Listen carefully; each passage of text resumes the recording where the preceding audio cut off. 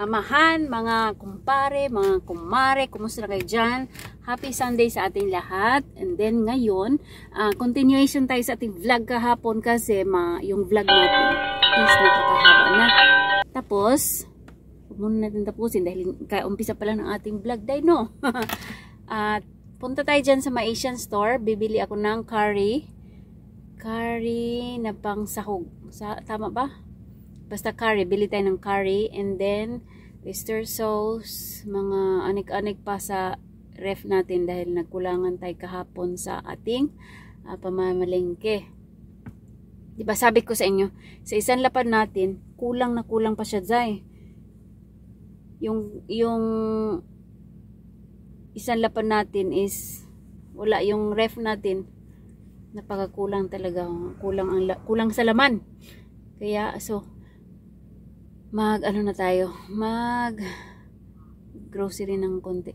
May dito sa amin, dito sa mga may business dito, mga stores, mga supermarket, ang may alsok dito. Ayun yung tagakuha ng pera ba, yung oryagi nila sa kanilang negosyo, pinupuntahan ng mga taga alsok kasi ang tawag niyan, yung tagakuha ng oryagi, yung mga halin ba, kumbaga sa Bisaya. Tayo kasi mga Pilipino, kung may mga nabenta tayo, 'di ba, tayo lang ang hahawak, 'di ba, sa ating hunos ba karon ang tawag diyan, sa ating lagayan, tayo ang hawak. Dito sa Japan, mapalaki man yan o mapaliit, ay hindi ko alam ha, convenience store ang alsok ng humahawak kasi siguro. Mapalaki man na negosyo dyan, convenience, kara, at sa supermarket, sa mall, ang mga kumukuha na ng mga nabenta nilang pera, yung halin ba, yung oryagi, yung magkano yung nabenta nila sa isang araw, isang lingguhan yata or buwanan, hindi ko alam, basta parang lingguhan siguro. Ang kumukuha niyan is yung may kumpanya ditong Alsok ang pangalan. Yon ang kumukuha ng kanilang oryagi, kanilang nabenta sa isang linggo, kung magkano, kung naka 10 lapad ba sila, kung naka 20 lapad ba sila, kung magkano yung kanilang nabenta. So kukunin yan, tapos sila na ang siguro magbibilang kung magkano ang nabenta dito sa supermarket na to, kung magkano yung pumasok or hindi nabenta, yun sila siguro yata. Basta hindi ko alam. Yan lang kasi dito ang kaibahan, may kumukuha safety dito, yung kaha ng mga umise. Kaha ba ang tawag dyan sa mga negosyante, kasi may humahawak ng pera nila. Parang bangko ang tawag yata. Parang bangko din. Parang the same lang siguro sa bangko, pero hindi siya bangko, no? Yun ang humahawak ng mga pera nila. So, safety lang. Tuwing gabi, walang pera na nakalagay dyan kasi nakuha na nung taga-alsok. Ganon siguro, no? Ganon! So, yun lang pagkakaalam ko, dahil kinukuha ng mga alsok yung kanilang nabenta sa isang araw or 1 week ba ngayon. Depende siguro sa usapan niya ng mga negosyante. So siguro di natin alam every once a week, twice a week ba siguro. Basta nakikita ko sila lagi sa malalaking mga tindahan, mga nagbebenta ng mga grocery store na. So alis na tayo, Jai. At tama ng daldal, dahil hindi ko pa alam kung anong kakainin natin mamayang gabi.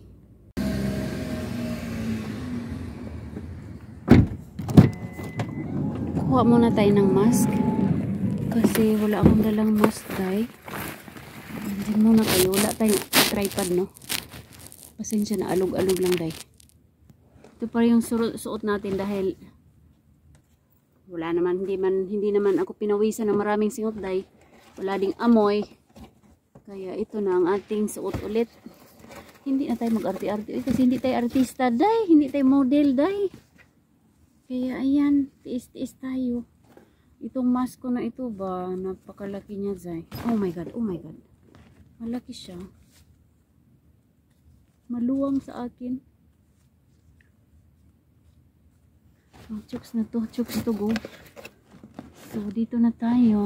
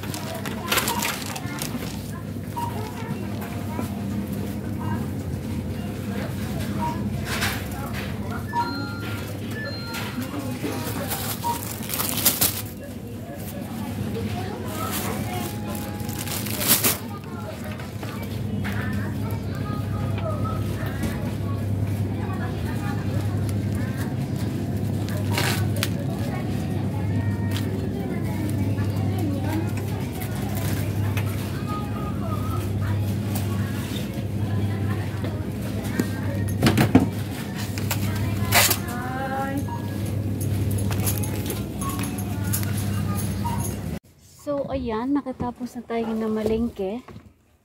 At, ayan, dito na tayo sa sasakyan. Oh, nakanakaw ako ng konting vlog doon, no? Ewan ko lang kung okay yung vlog natin. Basta, naka-record ako ng, kakapiranggot. So, punta muna tayo ng, Tsuruha kasi, bibili ako ng pangkulay sa buhok. Ayan. So, ayan, nakabili na ako ng pangkulay sa buhok. Ayan. Pangkulay sa ating hair lock. So, ayan. Nakamast ang lola ng itim. Yung inahan. Inahan sa kanunay panabak at charot. So, ito na siya. May coupon, binigay nung counter. Hindi na ako nag-vlog dyan kasi wala gaanong taong pumupunta day. Parang halatang naghahanap buhay ka. Charot day.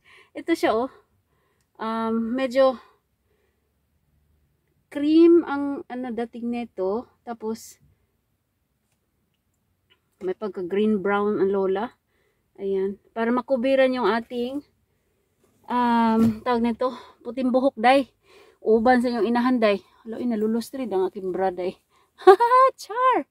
Lustrid ka day. Yung aking inner ba. Medyo naluwang siya pagka hindi ko na adjust. Adjust. So, ayan na. Mauwi na tayo at dadaan pa tayo doon sa tawag nito, ATM. Kasi maghuhulog pa ako ng pera sa Pinas. Okay, ganyan lang ang buhay natin, day. So, ayun na nga. Hinihintay ko pa si kuya dito sa sasakyan. Kasi hinatid ko dyan sa may swimming school. So, yun na nga. Hulog tayo ng pera sa Pinas. Pagkatapos, ayun. Para may pambili sila. Para ma-receive nila bukas. Para may panggamot sila. Yun lang naman ang obligasyon nating mga anak. Kahit ilang taon ka na, obligasyon mo pa rin magsuporta sa iyong pamilya. Wala namang problema yan sa akin. Kaya, ayun, kahit meron ako, kahit may, yung parabang medyo sobra-sobra ako this month, nagpapadala ako sa kanila mga day. Pero pag medyo ako ay gipit, hindi ako nagpapadala. Kasi, syempre, uunahan ko ang aking pamilya day. Okay na lang naman sila doon kasi may mga tinda-tinda naman si mama doon. Kailangan ko talaga unahin yung aking mga junakis dito para yun. Dati nung hindi pa nag-college si kuya, walang paltos yan, every month ako nagpapadala. Pero ngayong nag-college na siya, medyo medyo na kulangan ako sa budget paminsan-minsan at kailangan ko din yun, kulangan din ako minsan kaya hindi ako nagpapadala, diba? Medyo loading ang lulan nyo ngayon, day. Bakit kaya? Ay, ano nga randay. So ayun. So malapit na naman spring dito, malapit naman mag-blossom, cherry blossom. Ang ganda niyan mga day, mga inahan, kasi yung imbis na dahon ang unang sisibol, bulaklak siya day. Ang ganda tignan ng sakura talaga, cherry blossoms. Pag English kasi cherry blossom, 'di ba? Magbo-bloom siya. Dito naman tawag is sakura. Sakura. 'Yun. Yung sakura na 'yan, pinapangalan din 'yan pag may yung mga Japanese dito pag nagkataon na nanganak sila ng April o nagkataon na nag-bloom yung cherry, pinapangalan nila yung mga anak nila ng sakura. Sakura-chan, ganyan. Pag yung April, May dyan, pag nanganak yung mga nanay, pinapangalan din nila ng haru. Haru yun, spring ang tawag dyan. Spring, summer, dito kasi, di ba, 4 season. Spring, haru ang pangalan ng mga bata. Pinapangalan nila pa nagkataon sa month na yan. And then pag summer naman, nagkakataong summer, pinapangalan nila ng natsu. Pag autumn naman, pinapangalan din nila ng aki. Aki, ganyan. Pag winter, fuyu. Fuyu ang pinapangalan. Fuyuko. Kadalasan kasi ginagamit Fuyuko. Yun, mga pangalan dito. Inaanuhan, binibigyan nila ng halaga yung mga ganyang bagay dito mga day. Hindi nila pinapakawalan. Walang sinasanto ang mga Hapunday. Kahit sa pangalan, pinapangalan nila yung mga month na 4 seasons na yan. At yun. Ano bang dito sa swimming school ni Kuya, ang daming mga matanda dito na swimming. May ano sila kasi dito, may point card. Ang tawag niyan? Kind card ang tawag kasi dito. Member na sila day. Everyday may offer kasi diyan, may sauna. Diyan sila nagpaparelax yung mga Hapon. Ayan, kagaya yan. Hindi ko na i-close up. So, ayun. At makulimlim ngayong araw na to. Ano siya? Komuri. Wala makulimlim talaga. Ngayon, pag uwi namin sa bahay, namalingki lang ako para sa ulam mamayang gabi. Na ano ako ba kung anong uulamin, namalingki na ako kahapon, kaya lang puro karne. Inisip ko ngayon magpi-fish na muna para mabalance yung pagkain ng mga aking mga junakis at ang aking husband ni Mister. Ngayon, nagkarne kami kagabi, magkakarne na naman kami ngayon, nagkakaumay na ba? At kailangan ko talagang, iniisip ko talaga yun dahil binabalance ko yung pagkain dyan sa amin, sa mga Hapon. Okay lang sana sa atin, isang sinigang na lang. Paksyo na lang day. Dito kasi kailangan mo i-balance ka day. May tofu, may soup, tapos tawag pa dyan, fresh salad. Yun, kailangan balancing, inda na talaga day. Ganyan ang mga Haponis dito. Kaya napaka-healthy ng katawan nila. Umabot sila na 90 years old, 100 years old, 98 years old. Kasi yung pagkain nila dito is balance. Kakain pa yan sila ng mga tofu, kimono. Pag may kakain sila na may medyo salty, binabalance sila na kumakain din sila ng mga medyo may dessert silang medyo matamis-tamis, may asim-asim, yan, na-balance talaga yung pagkain nila dito. Hindi mo masasabing, ay, day, hindi pwedeng, tayo, day, magpaksyo lang tayo mamayang gabi, day, magprito lang tayo ng ginamos or itlog, hindi pwede yan dito, day. Pwede naman. Kung ang asawa mo ay pareho kay Pilipino, mga anak mo is sanay sa mga ganyan, pwede. Kahit saang, ang mga Pilipino kasi kahit saang lubalob ng mundo mo isasalpak yan, okay talaga ang yung sa usapan sa pagkain, kung anong bagay. Pero yung pag ikaw ang asawa mo ay Japanese, ikaw Pilipina, talagang ikaw mismo ang mag-a-adjust day. Ikaw mismo ang mag-a-adjust, pag-aralan mo yung pagkain nila, pag-aralan mo kung anong kultura nila. Siyempre, ibabagay mo din dahil hindi sila ang magbabagay sa'yo dahil kaya Estranghero ka ba? Tapos yun, kailangan natin ibagay ang ating sarili sa nagdedepende tayo sa kanila, idinedepende. Hindi naman lahat sa ng bagay nagdedepende tayo. Medyo yung kontrolado ba, medyo i-balance din natin. So, yan. Ganyan lang ang buhay dito sa ibang bansa. Hindi madaling i-embrace mo yung kultura nila kasi mahirap lalo na pag talagang makasarili ka, ay nako, talagang mahirap yan. Pero pag talaga yung bukas sa kalooban mo yung lahat ng bagay dito i-embrace mo, ito yung destiny mo na, ito na ikaw, nandito ka na, kailangan mo yang gawin. Madaling tanggapin. Tawag mo sa baday? Madali siyang pag-aralan. Yun. Ang mahirap lang dito is, hindi ako nakakabasa ng kanji. Yun lang ang pero sa pagsasalita, medyo okay ako pa dyan.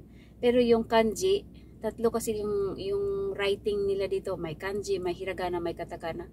So sa hiragana lang ako okay, pero yung kanji na yan, medyo, may kukunti nakakabasa ako, pero hindi ako may kukunti nakakasulat ako, pero hindi ako yung sabihin nating magnamay tayo, maging mayabang tayo, hindi ako pwede magmayabang dahil wala akong dapat ipagmayabang dahil hindi ako marunong magbasa dahil hindi ako marunong magsulat. Sa madaling salita is no read no write ako dahil ganon. At ano pa ba? Oo, mahirap. Yun lang ang nahirapan ako sa pagbabasa ng kanilang mga kanji. Okay lang sana pag nag-kanji sila sa baba is may romanji ba dyan na mababasa natin yan. Pero matatranslate, pero puro kasing kanji sila dito day. Hindi walang translate ng Japanese day. Romanji. Ikaw ang pag-aralan mo day, pero ako day, nahirapan ako sa pag-aral day, nahirapan ako sa kalisod day. Sobrang lisod talaga yung kanilang kanji day. Okay naman kung pag-aralan natin yan. Kailangan pag-aralan natin ng oras day. Pupunta ka pa ng eskwelahan. Magkano ang eskwelahan dito ng kanji? Pag-aralan mo ng kanji. Magma-monthly ka day ng 5,000 yata or 6,000. Hindi ko alam ha. By kasi yan, step by step, magdadaan ka muna sa grade 1, grade 2, grade 3. Yan, gusto ko mag-aral yan. Pero kani ka karo? Gastos din. So,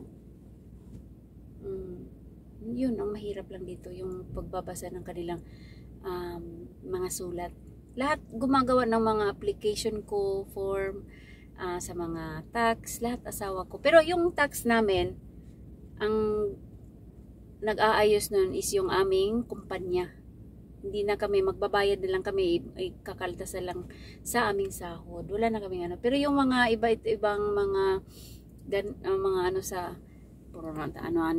sa City Hall namin dito is yung asawa ko ang pag may photo dumating sulat ganito ganyan, ang asawa ko ang nagbabasa niyan, tapos ibasahin niya sa akin, parinigan sa akin para maintindihan ko, malaman ko din kung anong nakasulat. Yun. So, daldal ang tagal ni kuya. Ayan, anak kong kuya. Hello, say hello pa ka. Hello sa vlog. Hello Okay. So, ayun na nga. Ayun na nga mga inday. Dito na tayo sa bahay. Kanina lang kami dumating. Nagpahinga hanggang sa kumain, nakatulog. Anong oras na ngayon? 5 na. Agoy day. 5 o'clock na day. Ganang hapon day. Timpanihapon na po mga inday. Magluluto na naman tayo ng dinner natin. At i-prepare na natin yung mga gagawin natin para bukas. Kasi bukas is Monday. Back to school na mga bata. Back to work na din ulit. Tapos na yung aming 3 days na day off, holiday, ganun. So, ayun. Yung ating mga kwento-kwento, sana sinamahan or samahan nyo ako sa aking kwentong-kwentong buhay dito sa buhay ko sa Japan. O, diba? Sa mga bago pa lang, sa mga bagong nag-subscribe sa akin mga inday, daghan salamat sa inyo. God bless you always. At sa mga hindi pa nag-subscribe, paki-subscribe na din ang ating channel kasi para dumami naman tayo. O, diba? Nahirapan lang kasi kalisod sa Tagalog. Anak lang ang buhay. Nahirapan ka minsan okay naman. Minsan malungkot ka, minsan happy. Ganyan lang ang life nating mga people. So, yun. Tingnan nyo ang aking hugasan. Oh. Ayan. Ayan yung mga pagkain kinainan namin kanina tanghali. Dahil na, ano na nga ba ako? Na-plug na ba si inahan ba? So, ngayon, wala ko ng daldal dito. Hindi pala naka-record yung ating video, no? Pagkaganyan lang kadaghang ang ating inahan. Ang ating inahan, ewa na dyan. Simba ko lang dakaday. Ay, Diyos ko Lord. Amen. So, i-prepare na muna natin. Yung pinamalingki ko kanina, hindi pa na nasulod sa ref day. Yan lang yung pinamili natin kanina. Hindi ko pa na lagay sa ref. Yung nilagay ko lang is ito. Yung mga nama mo, no? Mga food, mga fish, mga yan. Ilang piraso lang naman yung nabili ko kanina para sa mamayang gabi. Ilagay muna natin to sa ref. Bumili din ako ng ayun, tofu, talong, mahabang talong. Ang sarap nito pag ano. Para yung bang pag fresh talaga. Pero yung mga frozen ko hindi na siya masarap. Pag yung talong mas masarap talaga siya pag fresh day. Yung galing talaga sa garden. Ngayong ilalabas mo siya sa ref, iba ang ano, iba ang lasa. So ito lang naman yung napamili ko. Soba, 5 pieces. Ayan. Yun lang. Ito lang. Tapos bumili din ako ng cheese. Ayan. Para pag magagawa ang hari ng pizza, may pizza kami. May cheese. Sobrang kalat talaga niya, guys, dito. Hindi ko na ma-explain kung bakit ganito kakalat. Nagtatambak ng mga bata kasi yung kinainan kanina umaga, tanghali. Yun, kaya nagtambakan siya dito, Jai. Fresh milk, nandito lahat. Ayun na.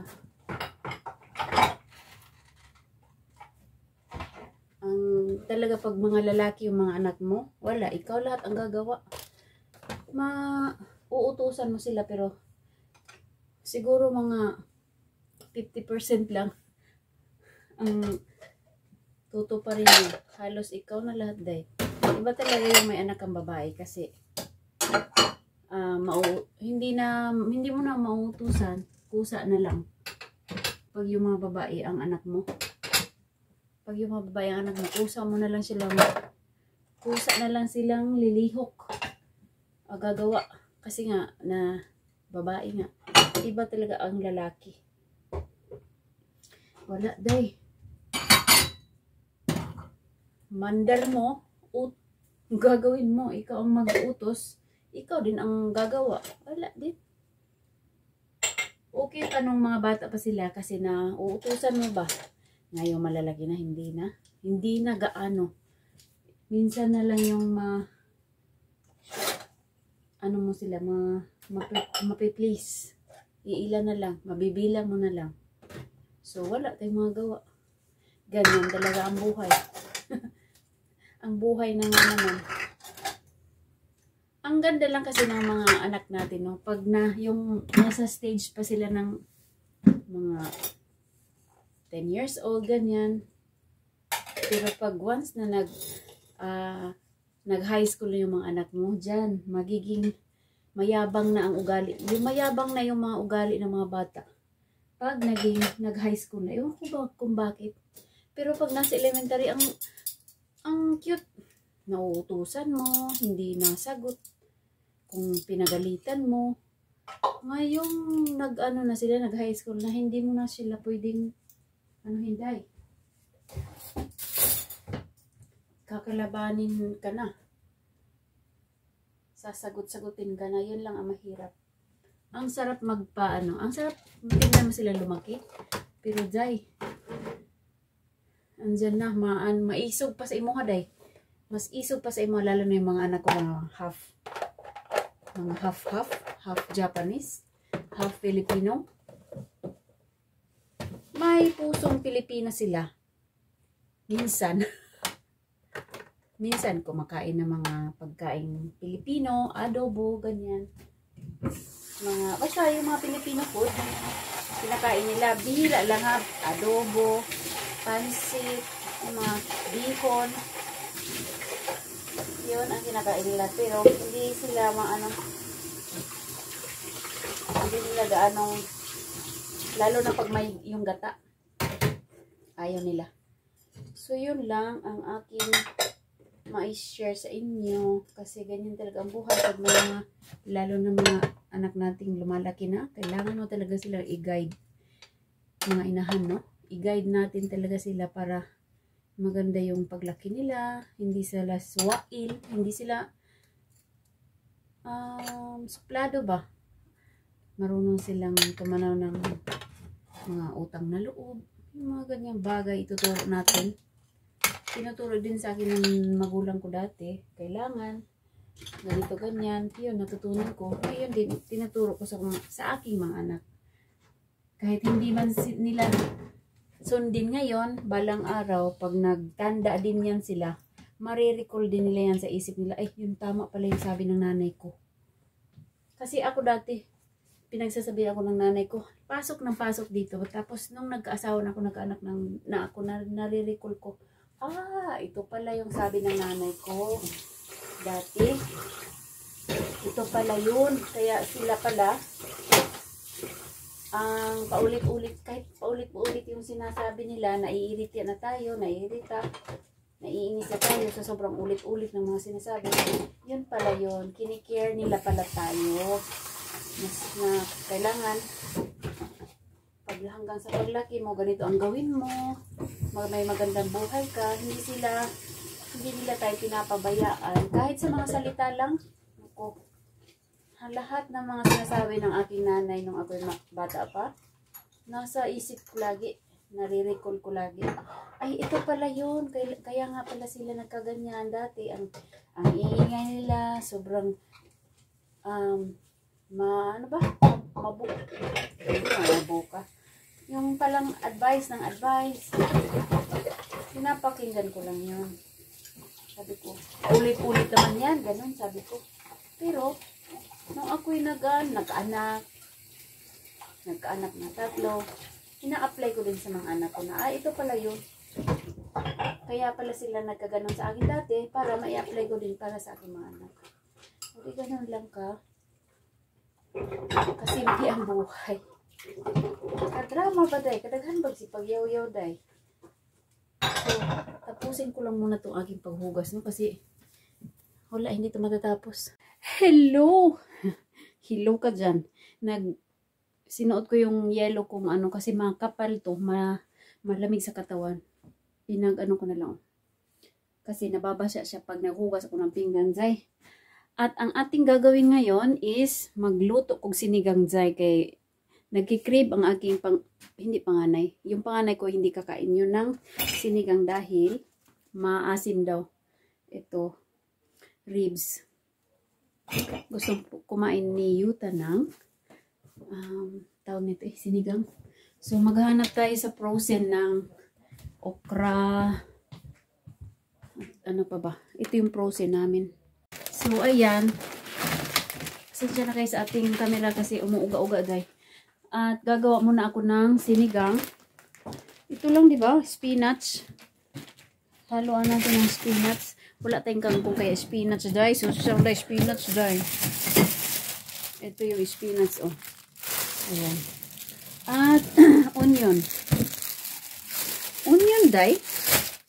Ang onion namin dito ay in-order ko to sa Amazon. Ngayon, kunti na lang siya. Maliit siya, oh. Ito yung in-order ko last month pa.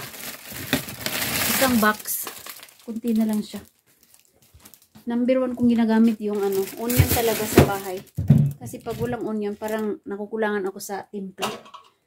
So, i-prepare ko muna tong aking mga pangsahog sa sinigang, ha.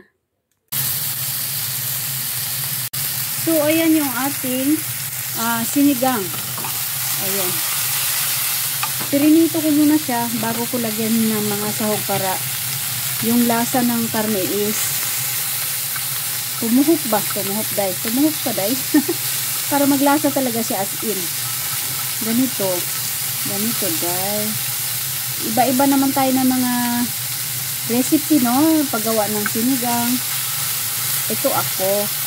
Minsan, iba. Ganito lang. Gusto ko ma-feel yung lasa ng sinigang, day.